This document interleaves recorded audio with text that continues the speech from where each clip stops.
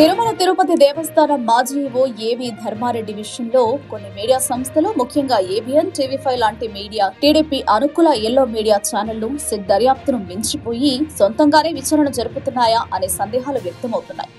శ్రీవారి లడ్డూ ప్రసాదం కల్తీ నెయ్యి కేసు విచారణ నేపథ్యంలో ఈ రెండు ఛానళ్లు ధర్మారెడ్డిపై తీవ్రమైన అవాస్తవ ప్రచారాన్ని చేశాయనే ఆరోపణలు వినిపిస్తున్నాయి. సిట్ దర్యాప్తులో మాజీ ఈవో ధర్మారెడ్డిని ప్రశ్నించిన వెంటనే ఏబిఎన్, టీవీ5 వంటి కొన్ని ఛానళ్లు ఆయన ఉద్దేశిస్తూ ధర్మారెడ్డి అప్రూవర్ గా మారిపోయారు, కేసు వివరాలు బయటపెట్టారు అంటూ పెద్ద ఎత్తున తప్పుడు ప్రచారాన్ని ప్రారంభించారు.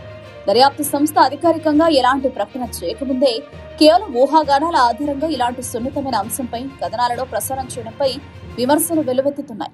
ఈ తరహా ప్రచారం చూస్తే అసలు సిట్ అధికారుల కన్నా ఈ ఛానళ్లే కేసులు ఎక్కువగా దర్యాప్తు చేస్తున్నాయా అన్న అనుమానం కలుగుతోందని పలువురు అభిప్రాయపడుతున్నారు. ఈ తప్పుడు ప్రచారంపై స్వయంగా మాజీ ఈవో ధర్మారెడ్డి మీడియా ముందు ఆవేదన వ్యక్తం చేశారు. నేను అప్రూవర్ గా మారానని కొన్ని ఛానళ్లు తప్పుడు ప్రచారం చేశాయి.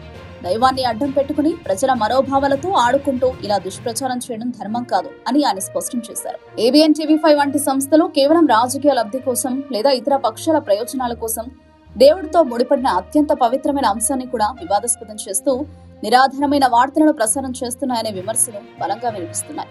ప్రజలను తప్పుదోవ పట్టించే ఈ తరహా అపవిత్ర ప్రచార ధోరణి మీడియా విలువలకు ఏమాత్రం తగినది కాదని పరిశీలకులు హెచ్చరిస్తున్నారు.